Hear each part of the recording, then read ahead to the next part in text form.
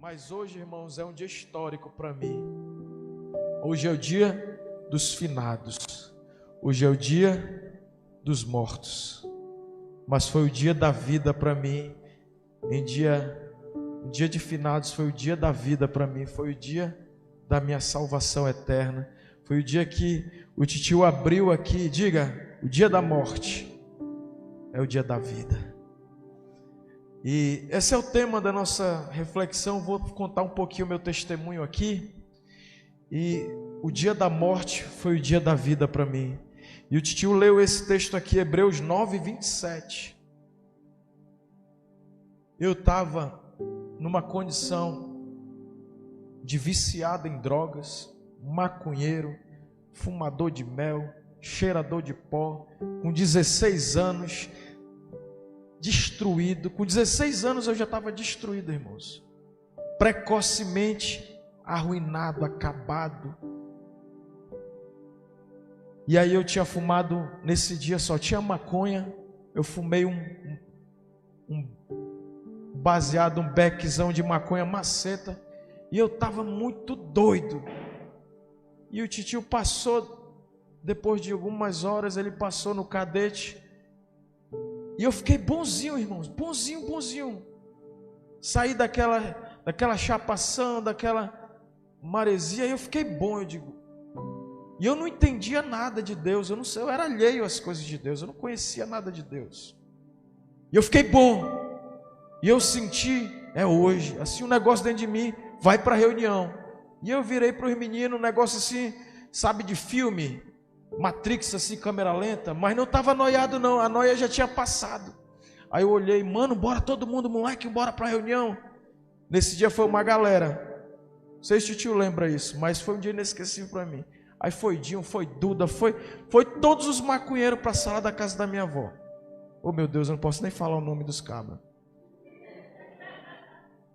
Mas a reunião, a casa da vovó é pequenininha, a sala pequenininha, apertadinha. E o titio leu esse texto aqui. Hoje é dia de finados. Não adianta vela, não existe purgatório. E eu vou te provar aqui na palavra. Aí ele abriu esse texto aqui.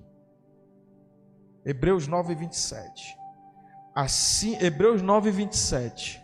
Assim como aos homens está ordenado morrerem uma só vez, vindo depois disso o juízo. Naquela hora, irmãos, veio uma convicção de pecado, que eu fiquei ali estatalado ouvindo aquela palavra. Parecia que o titio saiu de cena e Deus estava dizendo assim, ó, depois da morte não tem mais jeito, juízo eterno. E aí o titio foi mais profundo, ele foi para a parábola, nem parábola, para a história do rico e Lázaro. Lucas 16, 19 a 31, eu vou ler. Ora, havia certo homem rico, porque naquele dia foi meu primeiro contato assim com a palavra, e a palavra não foi só ele pregando, foi aquela palavra falando especificamente comigo.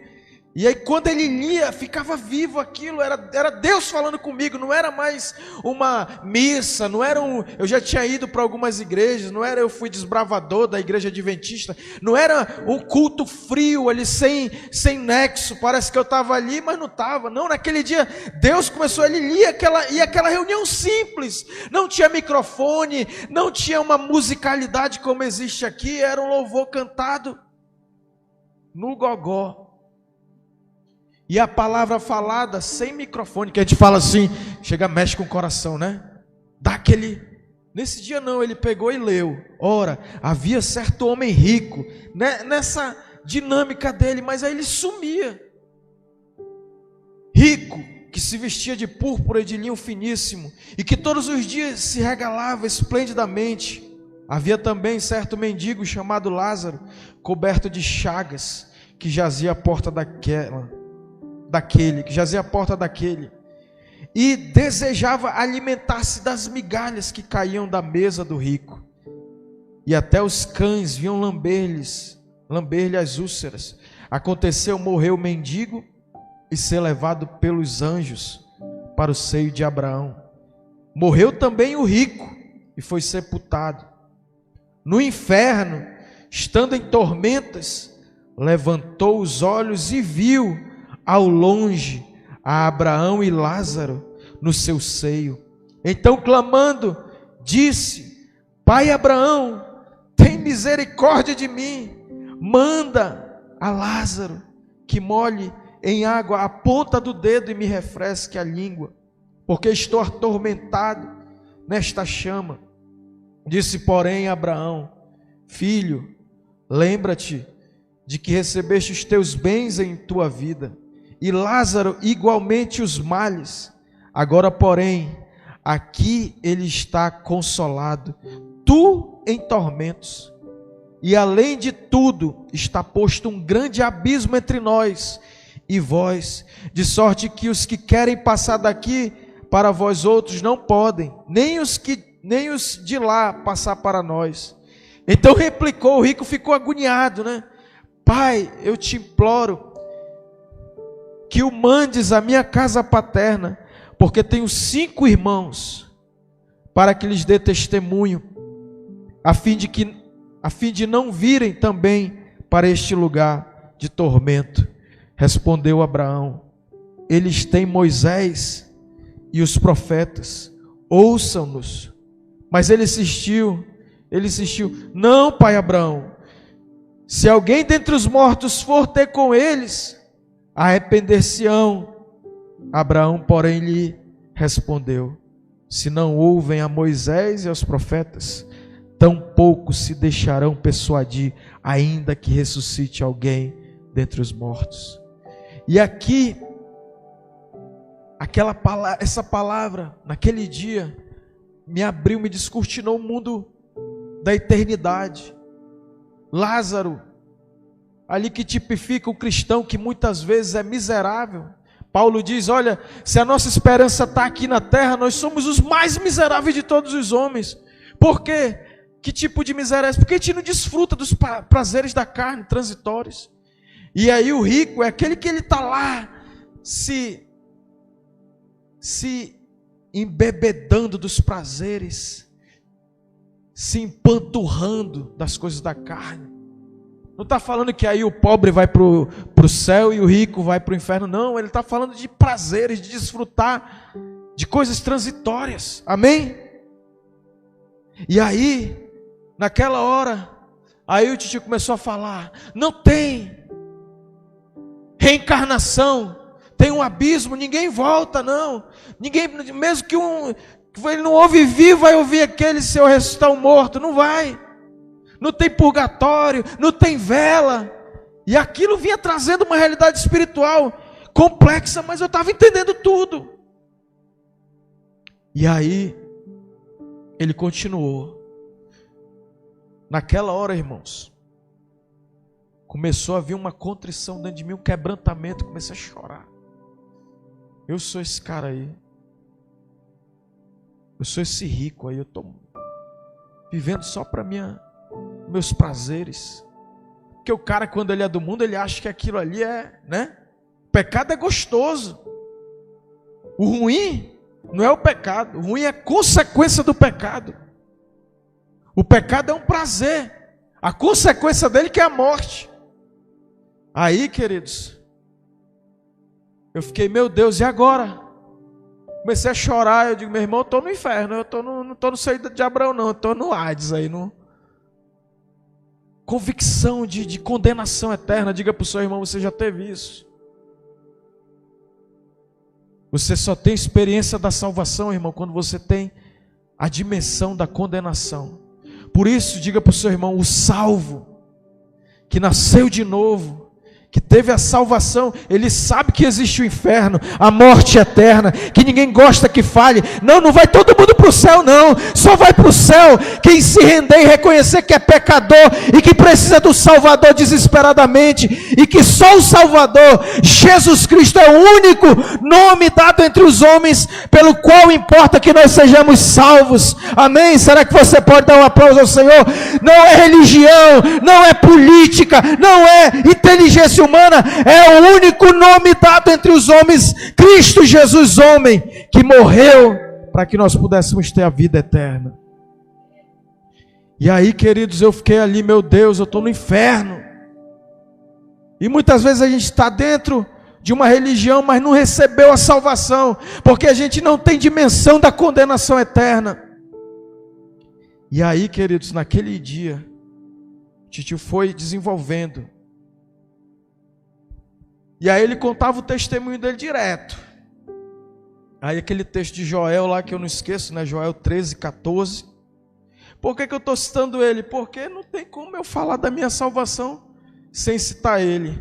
E isso era o surgimento da IEV, há 25 anos atrás. Amém? Eu estava ali chorando, sendo salvo pelo poder do Espírito Santo e da palavra do Evangelho. Amém? E todo dia 2 de novembro eu volto para aquele lugar do primeiro amor. Agora eu estava chorando ali. Aí eu vi minha filha com 16 anos chorando aqui diante do Senhor. Eu estava nessa idade, 15, 16 anos, tendo encontro com Jesus. Eu vejo minha filha, a gente assistindo.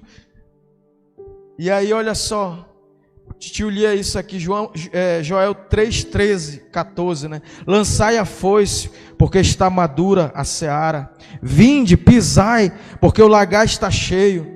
Os seus compartimentos transbordam, porquanto a sua malícia é grande. Multidões, multidões no vale da decisão, porque o dia do Senhor está perto, no vale da decisão. Jesus vai voltar, queridos. Jesus está voltando. E a igreja vai ser arrebatada. Jesus disse para Pilato: meu reino não é desse mundo, porque se fosse, eu daria só um comandozinho e enviar uma legião de anjos e resolvia isso aqui. Mas o meu reino não é desse mundo. E eu quero te dizer, o reino de Deus está sendo estabelecido pelo poder do Espírito Santo. E não tem demônio, não tem inferno, não tem nenhuma obra humana que possa impedir que o reino de Deus seja estabelecido. E aí, queridos, o tio falava: já deu. Ele pensou que Deus falou com ele nisso. Tua malícia já está, o pecado já era. Só que ele estava falando para mim lá. Ele citava o testemunho dele, mas o testemunho dele ia de encontro à minha situação. Tu já fumou muita maconha, tu já fez muita onda, agora é a hora de tu me servir. E aí quando a gente se converte, a gente começa a ter uma sensação ruim. Poxa, quanto tempo eu fiquei servindo ao diabo, ao pecado, a esse mundo. Aí eu disse: fiquei 16 anos, Senhor, mas isso vai ser revertido. Hoje eu estou 25 anos servindo a Jesus. Amém? Já sou mais servo de Deus do que servo do diabo. Amém? Diga para o seu irmão: você já é mais servo de Deus do que do diabo. Você tem mais tempo com Deus do que tempo com a carne, com o pecado, com o mundo. Amém? E aí, meus amados, diga para o seu irmão: multidões no vale da decisão. Pode ser até o tema da conferência de aniversário da IEV. Multidões no vale da decisão. É um tempo de decisão para a igreja do Evangelho Vivo. Amém? É um tempo de restartar, é um tempo de recomeçar. Queridos, diga para a pessoa que está ao seu lado: o Espírito Santo continua se movendo do mesmo jeito que ele se movia há 25 anos atrás. Multidões, multidões no vale da decisão. E aí, queridos, ele leu esse texto que foi o Evangelho para mim, o Evangelho do Velho Testamento. Deuteronômio 30, 19 e 20, né? Os céus e a terra tomam por testemunha. Hoje, diga, é hoje. Não é amanhã, não foi ontem, é hoje. É o Kairos, é o tempo oportuno de Deus, é o tempo da salvação. É o tempo do céu, é o tempo de Deus.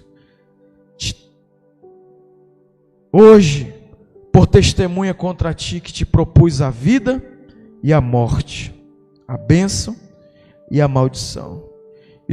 Escolhe, pois, a vida para que vivas, tu e a tua descendência, amando o Senhor teu Deus, dando ouvidos à sua voz, apegando-te a Ele, diga apegando-te a Ele, amando o Senhor teu Deus,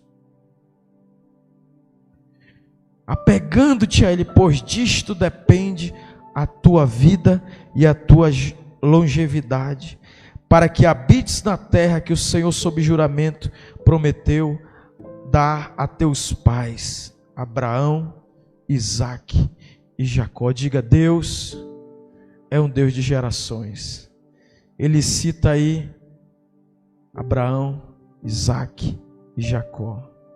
E agora a Esther só quer servir a Deus. Viciado em Deus. Eu era viciado em maconha, você é viciado em Deus. A maior alegria dele, a maior fissura deles é estar na igreja, irmãos. E não é que eu dou pilha, não. É porque eles me veem só pensando em Deus. Amém? Diga para o seu irmão, o teu maior sermão é o teu testemunho. A tua experiência com Deus diária. Hoje era para me estar estudando para a OAB, irmão. Mas o Espírito Santo, pá! E ele ficou falando coisas. Eu fui colocando, passei para o pastor Xavier, passei para o pastor Eric. Coisas, sonhos, diga, a linguagem do Espírito Santo. É os sonhos de Deus. Diga para o seu irmão, tu quer ouvir a voz do Espírito Santo? Começa a sonhar os sonhos de Deus, começa a ver o que Deus vê. E agora eu coloquei até no grupo da igreja aí, o cântico da montanha. O profeta, irmãos, ele anda na montanha, ele anda numa outra dimensão, ele anda acima de tudo. E aí ele diz, como é que tu tá, Deus? Como é que tá o teu coração? Tá tudo bem contigo, Deus? O que tu tá querendo, Deus? Amando ao Senhor teu Deus e se apegando a Ele, porque disso depende a tua vida. Sabe, nossos sonhos, irmãos, por maiores que sejam, são nada diante da grandeza dos sonhos de Deus. Diga, Deus é grande, é incomparavelmente maior do que a nossa capacidade de compreender. Mas você que nasceu do Espírito, você tem condição de prescrutar a mente de Deus em Cristo Jesus, e Ele vai revelar cada detalhe para você. Amém? Diga para o seu irmão, e é um tempo que a IEV vai mergulhar nos sonhos de Deus, vai haver restituição, vai haver aquilo que o pastor Xavier estava falando, vai haver restituição de tesouros eternos, de tesouros materiais, de tudo. Será que você pode dar um aplauso ao Senhor? Deus vai ressuscitar, Deus vai entregar tudo nas tuas mãos. E aí, queridos, aqui eu já estava chorando, mas não era com peso da condenação eterna, eu estava chorando com a graça inexplicável do amor de Deus. Escolhe, pois, a vida, para que viva tu e a tua descendência. Eu nasci, não vou falar que às vezes a mamãe fica meio chateada, quando eu falo muito do papai e tal, mas eu vou falar que a Esther nasceu, e quando ela estava lá no início da formação dela, que eu descobri, está grávida a tua mulher. Eu digo, meu Deus, Senhor, e a unção todo dia, unge, Senhor, é tua filha, está no teu ventre, aqui não tem maldição nenhuma, aqui só tem o que brota da cruz, o que brotou do Éden, Adão está quebrado, o que brota da cruz aqui, maldição hereditária, de nenhum módulo, de nenhum jeito, nem genética, nem espiritual, nenhuma herança, só herança de Cristo Jesus, que se fez maldição para que ele fosse feito filho de Abraão, abençoado. Depois vem esse rapazinho aí, desde o ventre, irmão. Está aqui, meu irmão, isso aqui é teu profeta, é teu sacerdote, é separado. Tem muito pai que vacila, irmão.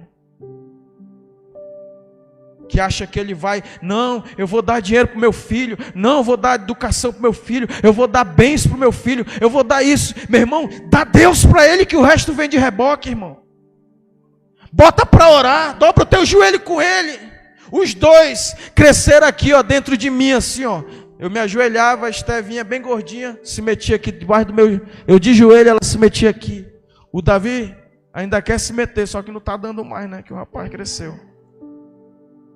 Mas bota o teu filho de joelho junto contigo e se rende. Chora diante de Deus, irmão. Porque a nossa geração está destruída.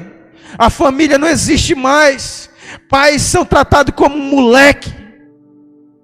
Nem pensa, e aí, cara? Cara, uma vírgula. Senhor, uma vez o Davi, você, eu disse, você nada. Aí ele, senhor, você. Não era não.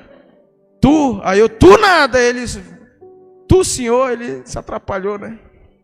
Mas diga para o seu irmão, quem vai educar nossos filhos vai ser os princípios da palavra de Deus, o Espírito Santo, e vai ser a nossa influência. Pode vir o que vier lá fora na escola, vão estar vacinados. Vai para o fã e vai chegar lá e vão ficar com raiva dela. E se for para o UEA, que eu acho que é até melhor, que não tem greve, né?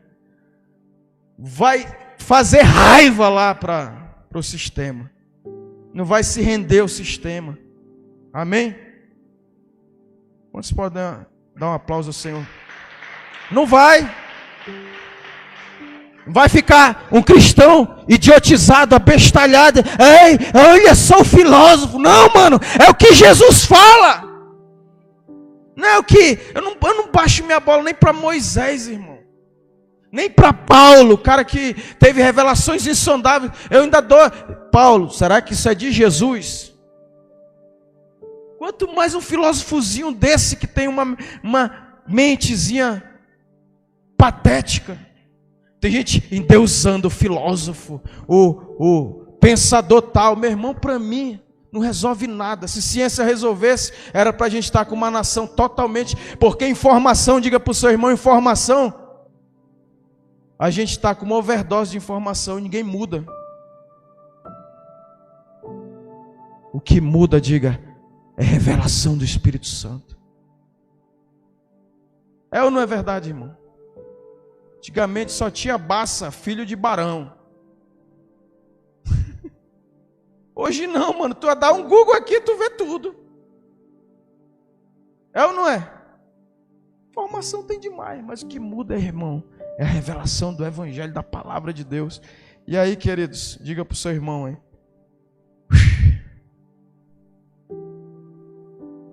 Precisa que você testemunhe.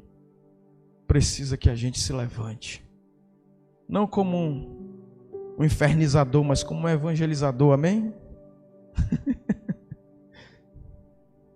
E aí, queridos, esse dia foi o dia que...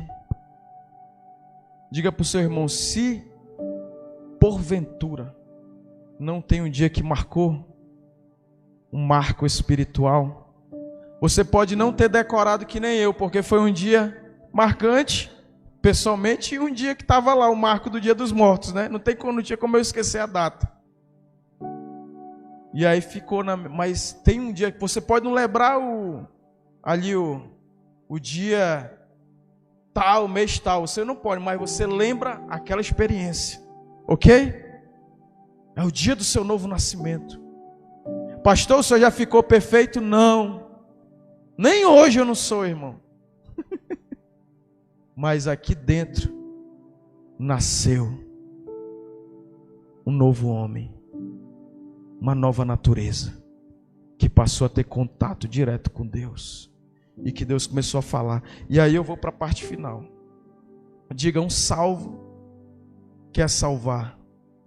Um dos maiores sinais de salvação, de novo nascimento, é que a gente quer ver outros redimidos e libertos, amém? E aí eu comecei a jejuar.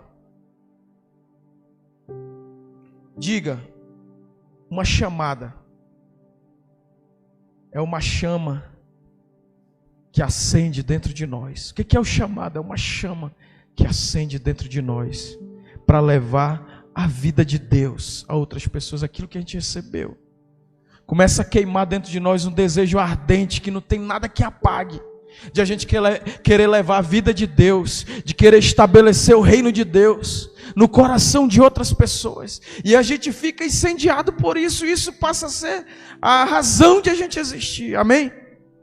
E aí o pastor Xavier na época ligou, veio o pastor Baltizar e começaram a falar de uma tal de Jocum, que ele foi missionário lá em Guiné-Bissau, São Tomé e Príncipe. Aí eu comecei virei amigo dele, aí vim aqui tomar café. Hoje eu estava orando e lembrando dos cafés que eu tomava aqui. Aí depois virou só almoço que eu batia forte. Aí eu sentava ali, ficava, depois do evangelismo eu já vinha sabendo que ia cair uma boia bacana. E adolescente jovem gosta de dar-lhe fase de crescimento, né? E o melhor momento do evangelismo era o pós-evangelismo, na hora do almoço. E eu vinha cheio de Deus, irmãos. E eu comecei a orar. Em seguida eu ia lá para a casa do titio. E aí eu comecei a jejuar, sem entender o que era o jejum. Eu disse, Senhor, eu quero esse negócio aí que esse pastor está falando aí. E aí ele era noiado, invocado, a Jocum, cheio de noiado, irmão. Missionários, tu vai ver a história do cara, se converteu, Deus tirou ele lá do bagaço. E ungiu ele, e ele vira um missionário. Eu digo, eu quero ser isso aí, Senhor. Mas diz que tem que ter um negócio de um chamado, eu não sei nem o que é chamado, e eu já estava cheio do chamado. Porque eu já saí falando de Jesus para os noiados. Na mesma hora eu já virei. Meu irmão, o negócio de maconha não é doideira não. Doideira é sentir o Espírito Santo, irmão. Que eu senti, ó. Eu vi um negócio que, meu irmão, uma parada muito doida, meu irmão. E ó, os meninos ficavam, né? Que esse bicho é doido mesmo. Mas esse maconheiro agora até disse que Deus falando com ele. Meu irmão, Deus falou comigo. E eu no meio dos maconheiros, com linguajar de maconheiro, com gira de maconheiro, eu não sabia falar em nada. Diga para o seu irmão, o evangelho é para ser pregado na sua linguagem. Jesus falava o hebraico, não era o hebraico lá do Sinédrio lá. A rede social aqui é humanização, irmão. Não adianta tu vir falar muito formal, não. Fala como tu fala na tua casa. Amém? Pelo contrário, se tu colocar uma roupagem, falar muito formal, tu já gera uma rejeição. Esse bicho aí é muito, que diz na linguagem do marketing digital. Não é humanizado, muito superficial, muito plástico, muito, entendeu? E é o princípio do evangelho, é testemunhar, é ser quem você é. Por isso que tu vê quem estoura na rede social, o cara que fala no sotaque lá da região dele. É ou não é? Artificial, exatamente, muito artificial. Tu fala assim na tua casa, com formalidade. Até o texto, irmão, que tu for de redigir, não pensa na forma. Até o erro de português humaniza. Porque ninguém quer. Por que mudou hoje? Eu vi uma matéria que a galinha dos ovos de ouro da política era o marqueteiro, agora virou os advogados. Eu digo, muito bom que eu vou para essa área aí, que está dando mais dinheiro advocacia do que marqueteiro, porque quando faz muita... E aí, querido, diga para o seu irmão, tem um chamado na tua vida. Tem que queimar algo na tua vida. Diga, eu sei que está queimando dentro de você. E vai voltar a arder numa intensidade. Desde o primeiro dia, começou uma chama que nunca vai se apagar dentro de você. Amém? A chama do primeiro amor, de ver pessoas sendo salvas. E aí eu fui lá para o titio, e aí eu abri um jejum. Irmão, jejum até hoje é guerra para mim. Eu gosto de comer. Você percebe aí, né? Mas, nesse dia, o café da manhã do titio sempre foi abundante. Mas aí eu abri o jejum, dormia naquele quarto ali que hoje é o escritório dele. Aí quando eu acordei meio tarde, o pastor Almerinda não gostava de fazer café, mas nesse dia tinha presunto, queijo, tinha tudo que a carne queria, né? Aí eu voltei na hora pro quarto lá. Eu disse, Senhor, negócio de chamado aí, meu pai. Aí veio Isaías, veio 2 textos que eu vou encerrar com isso. Isaías 42, 1 e 6. E eu querendo chamado, aí veio logo o servo do Senhor. Eu digo, toma-lhe. Quando eu vi o título, o servo do Senhor. Um texto profético, messiânico, né? Aí ele diz: eis aqui o meu servo, a quem sustenho, o meu escolhido. Eu digo: toma-lhe. Cara, eu fui escolhido por Deus. Aquela hora o Espírito Santo, sabe, invadiu aquele ambiente e disse: é contigo a bronca, meu irmão. Eu te escolhi, eu te escolhi. O meu escolhido, em quem a minha alma se compraz. Pus sobre ele o meu espírito. Diga: a palavra nunca pode parar em você. Lembra do multidões no Vale da Decisão? Foi para ele, mas me pegou de jeito. E a palavra que Deus te deu vai pegar muita gente, não vai para teologia. E eu não sou contra, fiz vários, se eu vou falar aqui não tem tempo. Foi 3 cursos, seminário, faculdade de teologia e tudo mais. Mas é aquilo que Deus fala contigo que vai impactar. Aí ele diz aqui: pus sobre ele o meu espírito, e ele promulgará o direito para os gentios, não clamará, nem gritará, nem fará ouvir a sua voz na praça, não esmagará a cana quebrada, nem apagará a torcida que fumega. Isso aqui é minha identidade ministerial, irmão. Eu só sou para levantar, meu irmão. Mãe, tu tem que exortar, tu tem que bater. Eu não sei esmagar a cana quebrada. A palavra por si só já vai quebrando tudo, irmão. É ou não é? O Espírito Santo sai quebrando tudo a gente. Aonde ele tem que fazer a cirurgia, ele faz. Não precisa: eu vou mudar a vida da Esther e agora eu tenho que pegar. Não, irmão. O Espírito Santo já pegou e já era. Amém? Então ele diz: não apagará a torcida que fumega, em verdade promulgará o direito, não desanimará. Diga: o teu ministério é o ministério do ânimo. Nem se quebrará até que ponha na terra o direito, e as terras do mar aguardarão a sua doutrina. Diga: Deus vai levar Ieve para além das terras do mar. Nós vamos, irmãos, Confins da Terra já está aqui, já estamos chegando em muitos lugares. A Ieve online, onde não tem a Ieve local, o lugar, um prédio de encontro, uma casa de conexão, mas já tem a Ieve online virtual, amém? E breve vai ter o grupo de conexão lá na casa, depois vai se desenvolver, vai crescer e vai ter um prédio, um local de encontro, de comunidades, amém? Espirituais. E olha só, ele diz: além da terra do mar, e as terras do mar aguardarão a sua doutrina. Diga: tem cidades, tem estados aguardando a nossa doutrina. Assim diz o Senhor, que os criou, os céus e os estendeu, formou a terra e tudo quanto produz, que dá fôlego de vida ao povo que nele está, e o espírito aos que nele andam. Eu, o Senhor, diga, te chamei em justiça, tomar-te-ei pela mão e te guardarei e te farei mediador da aliança com o povo. A nossa geração está destruída, irmãos. Eu encerro com esse último texto. E aí, tu sabe que a gente é humano, né? Senhor, palavra mais clara do que essa: eu, Senhor, eu te chamei, tu é o meu escolhido. Hoje será que é mesmo, Senhor? E aí, queridos, foi 2 textos lá, o capítulo 1 e o capítulo 2, mas eu vou ler só 2 porçõezinhas de Neemias. Diga: restauração. Jerusalém estava destruída, arruinada. E aí ele escuta o relato: ó, a cidade está destruída, está arruinada. E ele está de jejum, ele está lá no palácio, servindo o rei, ele está na nobreza, ele está no conforto, ele está na abundância. E aí ele escuta o relato: como é que estão os nossos irmãos? E aí ele está destruído, a cidade está arruinada. Ele começa a chorar, irmãos. Ele começa a chorar. No outro dia, no capítulo 2, ele vai, e o rei olha para ele está com o semblante triste.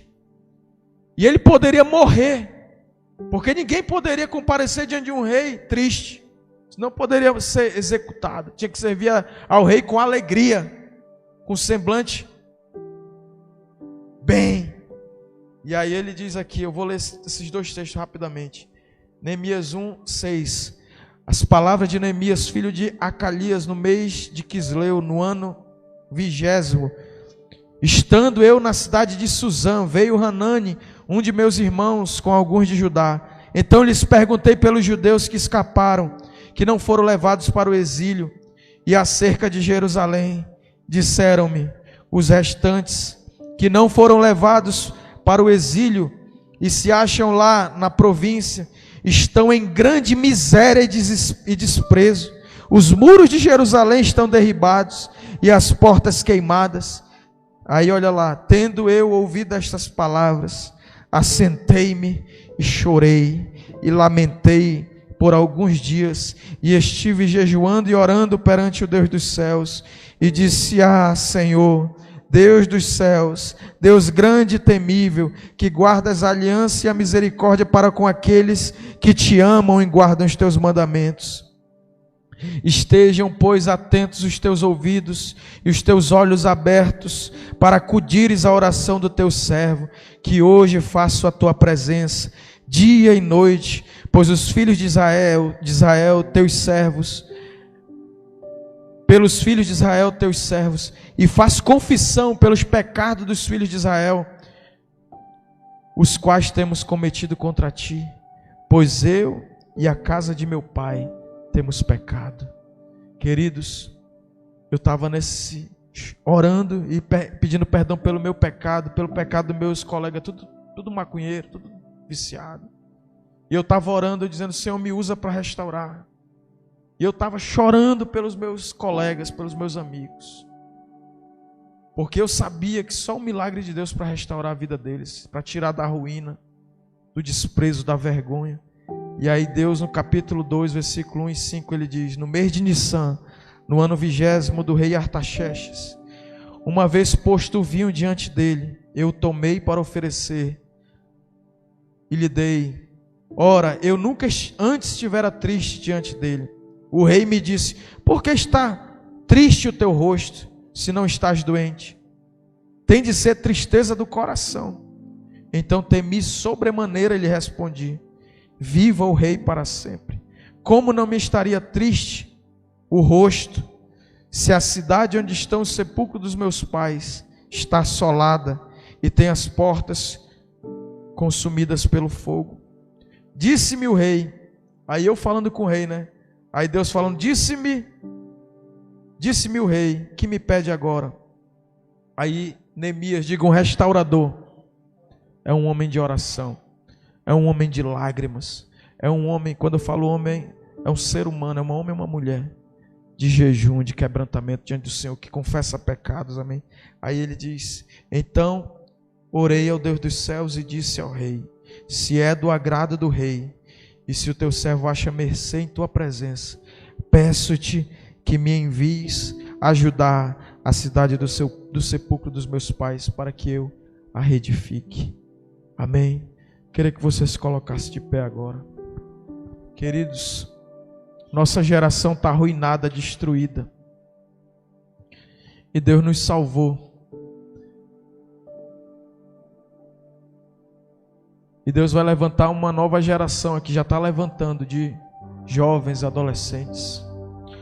Aí vai passar por um processo poderoso de avivamento, queridos. De Deus levantando pessoas de conversões sobrenaturais. Esse foi o dia da minha salvação, irmãos. E até hoje eu estou nesse processo de transformação, de aperfeiçoamento. Amém? Mas desse dia, diga, a chamada de ser o restaurador queima dentro de mim. Eu tenho certeza que queima dentro de você também, porque o espírito de salvação, de restauração, de cura, de libertação está aqui.